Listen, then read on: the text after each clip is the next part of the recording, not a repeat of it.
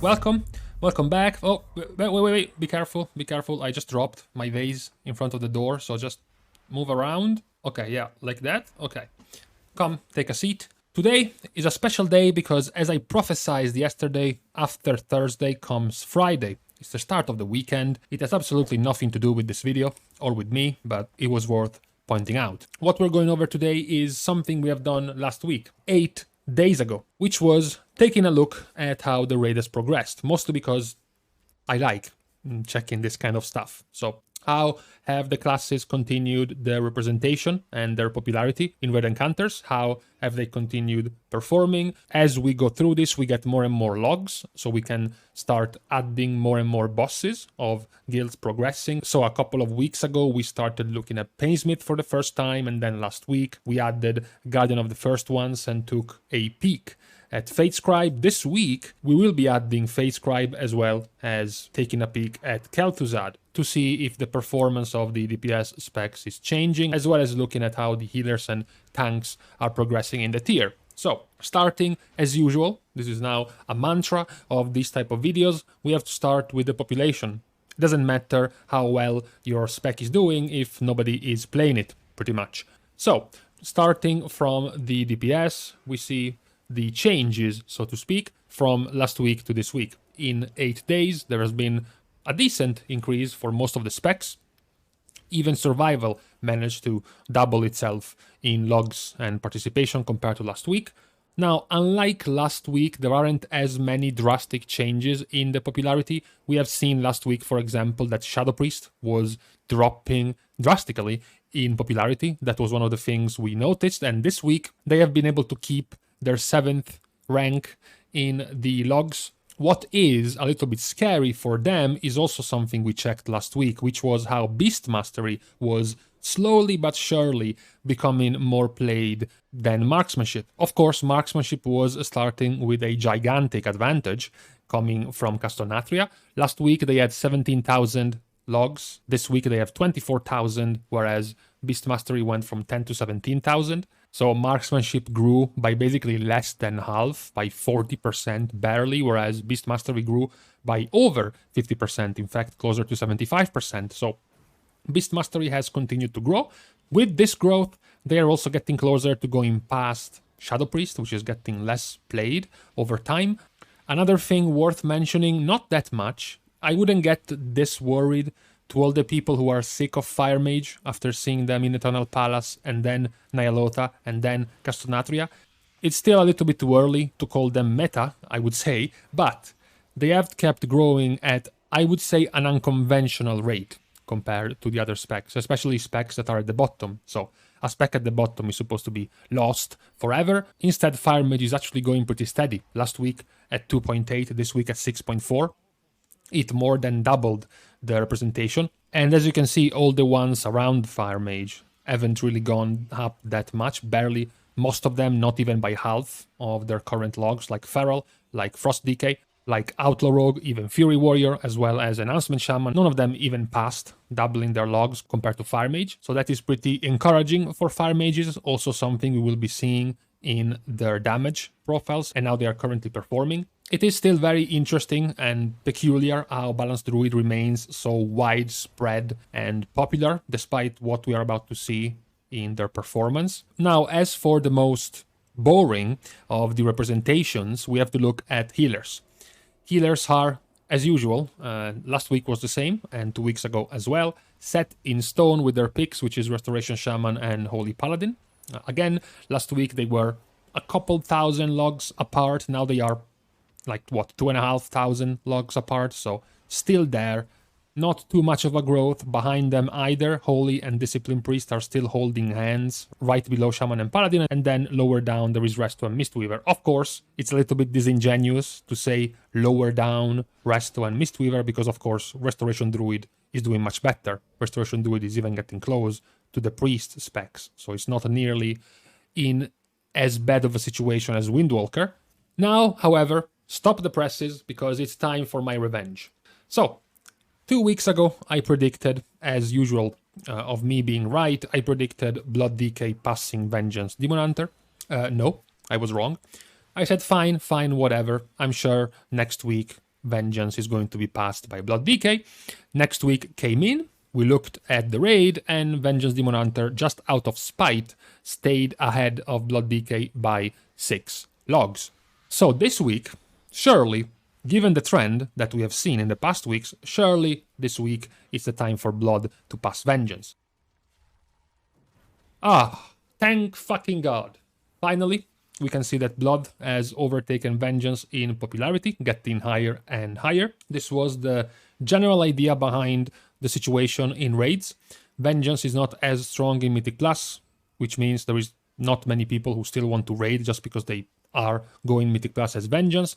Havoc Demon Hunter is getting much stronger in raid encounters as a DPSer, as well as Mythic Plus, to be fair. You have way more options. You have another slot in the raid if you were a Vengeance tank to go Havoc and DPS. So it does leave more room for Blood to be more popular. The only slight surprise, which is not always the case, okay, it's not always true, but the surprise is that this tier, we will see also in the Mythic Plus video that will come out, I don't know, tomorrow, in a couple of days, that in the last few weeks we have pointed out that Guardian was the most popular tank in Mythic Plus, and yet they haven't really gotten that much of a presence in raid encounters, even given their heavier presence in Mythic Plus. Okay, fine, as usual, Aizen, I am tired of these numbers, I want to see damage numbers now. Okay, so looking at what happened last week compared to what happened this week, this is just the overall number, okay? All combined, not really telling us too much. We can see that the specs that were at the top last week that remained this week are Windwalker Monk, Affliction Warlock, Arms Warrior is still here, Outlaw Rogue is still here. Elemental Shaman has remained in about the same spot together with Frost DK next to each other, you know, bumping themselves up and down. The slight falls in this list are Subtlety Rogue losing a few ranks, Affliction, Demonology Warlock losing a couple, as well as Feral Druid, probably the one who had the biggest drop compared to before. Other specs have kept remaining in the middle, you know, fighting in the mud pit. You have Balanced Druid, you have Retribution Paladin, Havoc Demon Hunter, you have both of the Hunter specs, and those are still there. When it comes to Rising, on the other hand, now we have Fury Warrior rising much higher than what we got last week. That is our outlier, we can say. When it comes to the bottom of the pack, there is a change, but not really in color, because the mages are still there. It's not that as a whole, as an entire class, they have gotten better. But last week, they were pretty close to each other. This week, however, it's Fire Mage who is on top of all of the mages. They have gotten a pretty nice jump compared to the rest of the Mage Specs, who have remained down next to other specs that have been together with them for a while. Unholy DK is still here. Shadow Priest is still here. Enhancement Shaman as well. Together, if we want to count that still towards the bottom, there is also Balanced Druid. Of course, the ones that make more noise in this list are Balanced Druid, Shadow Priest, and Unholy. Because those three were literally one of the better performing specs in 9.0 and 9.0.5 in Castelnatria. Even in Mythic Plus, for example, Balanced Druid was very popular. Unholy DK, one of the better performing specs as well. This tier, at least in raids, they don't seem to be doing as much. Even more interestingly, their popularity in the raid, as we just went over, is still pretty high, despite what we are seeing here. Now, this is the 8th week of 9.1, so it's the second month. Yeah, sure, it's not the second month of raiding and not the second month of Mythic raiding, but it's time to draw some numbers, to look at something a little bit more on the long term, now that we have a few more weeks to check out. You know, because if we just look at this, it just tells us the picture of the moment compared to last week, which is also rather similar, especially with bosses that have died multiple times right now. So all of the first bosses like Eye of the Jailer, the 9, Ner'Zhul, you know, at this point, if you, for example, if you compare these two graphs, you barely even see a difference, right? There is, at this point, too many logs counted for one of the specs over the course of a week to gain a massive spike, yeah, right? You have to fight against 7,000 logs. Even if you get 300 top god tier logs, it's going to be very hard to make a difference with so many other logs available to put in the average. So what we can look instead is something cooler, like how have they performed over time. This gives you a better idea if they are rising or decreasing, or temporarily they rose for a while and then dropped. When we do this type of thing, the first thing to show is something very cool, to show you the effect that buffs or the different ways in which you can do damage in a boss can change how much damage you can do, which looks like this. Okay, maybe you can see it clearly, maybe there are a few too many lines, so I'm gonna give you the zoom in, which is this. As you can see, there is a massive jump in DPS. As a matter of fact, it's roughly a 2000 DPS jump on average. Now, one of these things you might guess what it is, because you can also see the dates, more or less. So that's the Shards of Domination. That's the bonuses, the set bonuses, right? The Unholy bonus, mostly back then. This starts basically on the 21st of July into the 23rd and 24th. This means the start of the third week. So you add the first week, which was heroic, so people started getting the first pieces of gear and sockets, and then the second week where some more completed them, and then by the third week, Wednesday and Thursday, past the 23rd of July, is when people were able to get the logs with their full working set bonus. And this is a pretty nice picture of how much damage it added to all the players.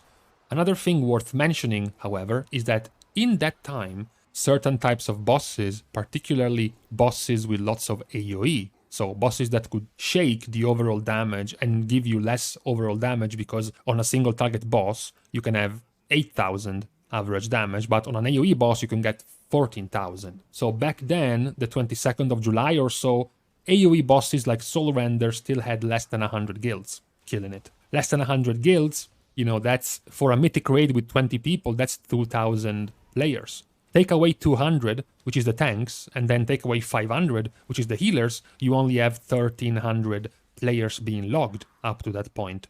To give a comparison, just a couple of weeks later, in the days between Tuesday and Thursday, those kills went from 290 to 580. So that's way more logs available that can give you way more of a better idea of how much a DPS is supposed to be doing on a certain fight. So, after we have pointed out the massive increase in overall damage that happened there, we can go over the actual performances over time. So, starting with something like the Eye, in almost the last month, you can already tell something pretty obvious from here. Even if there is many lines and whatnot, you can tell that at the top you see all three of the rogue specs, and there is also an orange line. By this point, you should kind of know that if it comes to single target, like the Eye of the Jailer, 1 to 2 targets, is gonna be Feral Druid, which is what it is. Some of the other things you can see is that Fury Warrior, for example, is pretty low, while Arms Warrior is 6th, as well as both of the DK specs being almost at the bottom. In fact, they are so close to each other that you barely even saw they were two, because when it comes to this damage profile, both of the DK specs are doing pretty much the same. One of the other things worth mentioning for the Eye, because then we have to move, since the Eye is pretty early on, it's the difference between the Hunters. This fight is on 2 targets. This shows you pretty clearly that even with more time, even with more gear, with more conduits, soulbinds, and whatever have you, Beast Mastery is still performing better on 2 targets, of course, with Beast Cleave, with their 2, 3, 4 target consistent AoE compared to Marksmanship, they are doing better. And then you have Mages. The surprising part is that Arcane is at the bottom, and that this line that you see growing over time to the point that now is the better performing of the Mages is Fire. So there's been a pretty interesting growth in Fire in terms of performance over the last few weeks. We still have to put things into perspective though, because those lines otherwise, taken in a vacuum, seem pretty high. No, they're not high. They are in fact still towards the bottom, but at least it still shows that Fire Mage is growing. The 9 is not gonna have too many things different because it has a pretty similar damage profile. You have 2 targets to damage at the start, and then for the most part, the last 70% or more of the fight is gonna be single target. So we can see, first of all, for example, that Fire Mage is now at the bottom, and then we can also see that Elemental is also at the bottom. Elemental is not too good at doing damage to just a couple of targets, and with their single target nerf is not great either in that. Arms Warrior stays at the top together with another single target spec we just went over with, which is Feral Druid. All of the rogue specs are pretty high all together, and the rest is performing rather similar. Some different changes, for example, with DKs that we just watched on the Eye. Now Frost DK is out damaging Unholy because of the 3 targets, 2 to 3 targets you can damage at the start. There is a lot of AoE a Frost Decay can dump on just these 3 targets to put them ahead in overall damage, even if their single target is not going to be that great. Then we have to look at Ner'Zhul.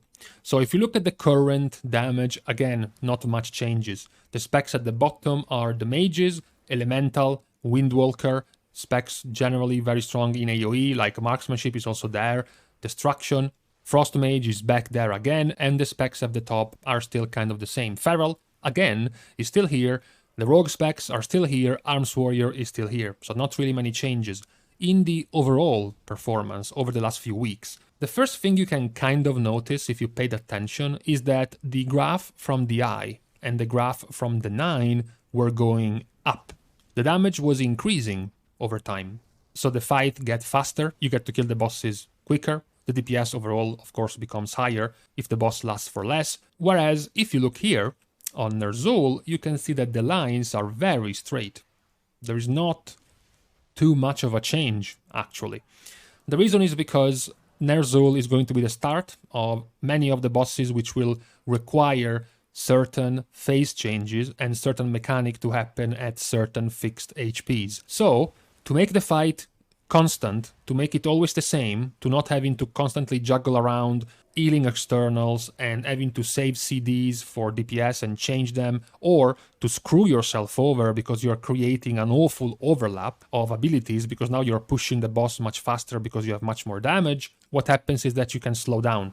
You can stop DPS, you can wait to match the abilities you need to happen with at the right time and then kill the boss. This results, of course, in the DPS not growing by much, because the boss gets killed in roughly the same time, which means the DPS is going to stay roughly the same. With this in mind, as I said, not much to mention, even when you look at the graph of the overtime. We have pointed this out. Specs good as single target are at the top, specs not very good are towards the bottom, because that's the type of damage you get to do on Ner'Zhul. Now, entering Soulrender is where we get to have some fun, because that's when the AoE part of the raid comes in. Up to this point, we have been pretty mild with AoE. On the eye, you're pretty much either attacking 1 or 2 targets. On the 9, you're attacking 2. For just about 10 seconds, you're attacking 3. And then, for most of the fight, you're attacking just 1. On Ner'Zhul, most of the time is going to be 1.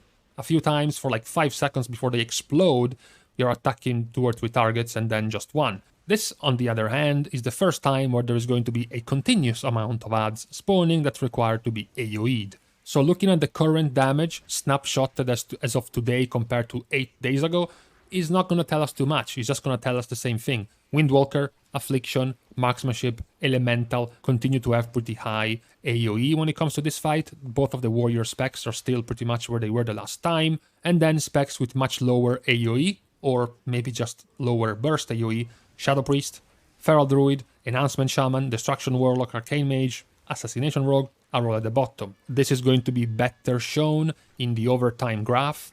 I know it's pretty hilarious to see something like this, but it gives you an easier idea, just in case you were wondering if some specs were changing drastically for this fight. Not really.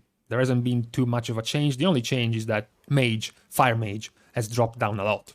So for some reason, the first few days of many guilds, Fire Mage was doing great, and then they kind of settled down towards the actual bottom, which is pretty interesting. Now I pointed out that Soulrender was the beginning of seeing some AoE being put to work. This is going to continue on Painsmith. The difference, though, is that Painsmith also has a very wacky intermission phase, and it creates something pretty hard to describe.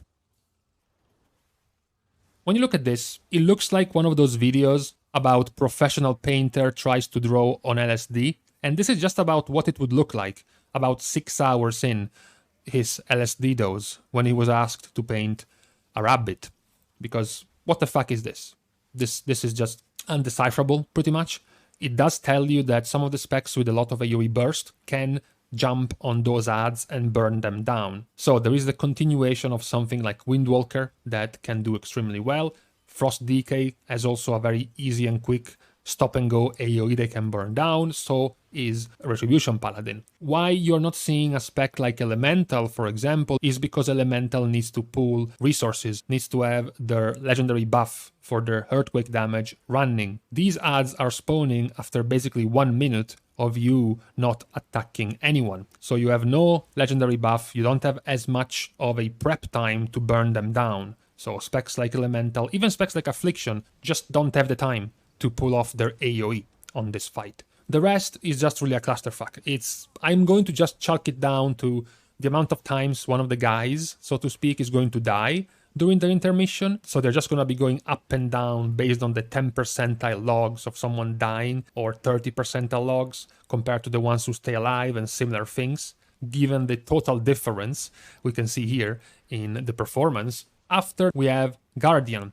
Guardian is pure single target, so it's very interesting to see the performances because there is no cheating here, there is no AoE, no padding anymore, just pure single target. The performance has remained about the same. We can say the 6, perhaps even 8 specs at the top have remained the same. Feral, Sub, Outlaw, Enhancement, Demo, Shadow Priest, and Assassination Rogue. That is actually 7, I can't count. Arms Warrior is the 8th one. This can give you a pretty clearer and cleaner idea of the single target of the specs. Frost Mage is very low, Windwalker is very low as well, Marksmanship Hunter, no surprise, Elemental is also not very high, so very expected. We can also see, worth mentioning, that Balanced Druid is not doing too well here either. This is a pure single target fight. They have their Ravenous Frenzy, they have their Sinful Hysteria, but their performance on pure single target has not been good. Not even on 2 to 3 targets either. They have generally been towards the bottom, regardless of the type of fight. You can actually say, even as we are looking at the last few weeks period for Guardian, the main surprising point on Guardian is Outlaw. Suddenly, about the 3rd of August, decides they are a good single target spec. Nobody says anything, and they just stay at the top of Guardian of the First One's damage. Okay, fine.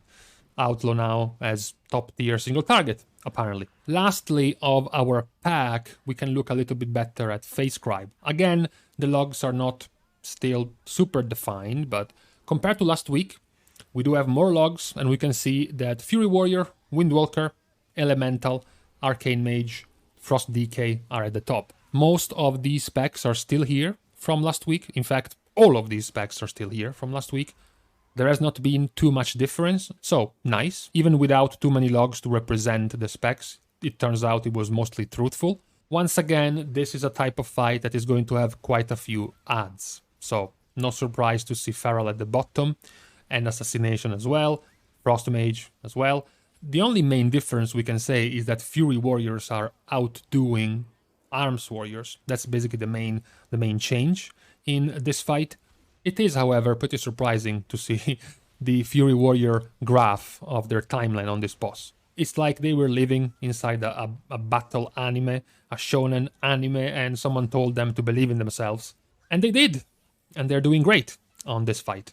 Now, as an addendum, as our end-of-page note, we are looking at Kel'Thuzad. Kel'Thuzad doesn't have many logs yet, but, you know, we just saw Fatescribe being pretty reliable compared to last week, so let's take a look now and see next week how much of this was true. Affliction, Elemental are at the top, together with Fury, Demonology, Windwalker, Havoc. By this point, you should probably have gotten that if Windwalker, Elemental, and Affliction are anywhere near the top 5, there is a bunch of AoE to pad on.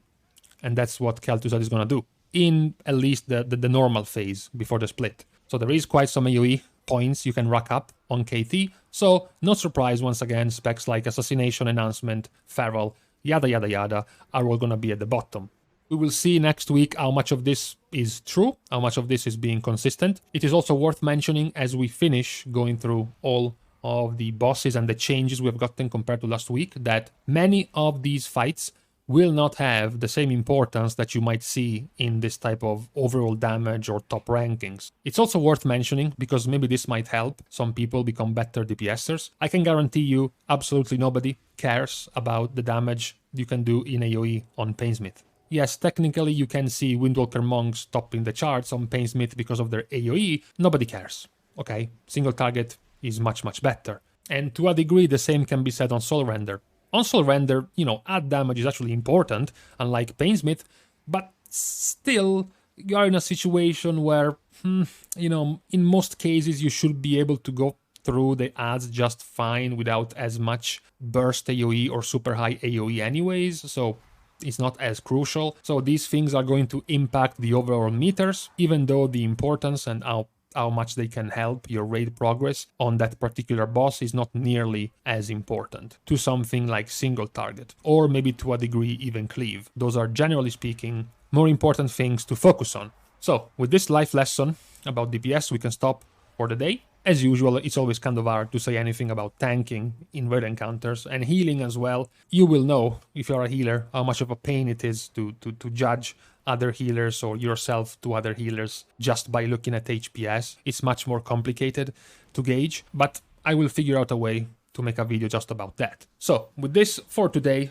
we can stop. Thank you guys for watching the video. If you have enjoyed it, clap your hands, leave a like, spin around, leave a comment, do a backflip, and click on the subscribe button. I'm very impressed by your athleticism if you pull this off. See you guys soon, and in the meantime, wait a second, does anyone know if I actually mentioned survival in this video?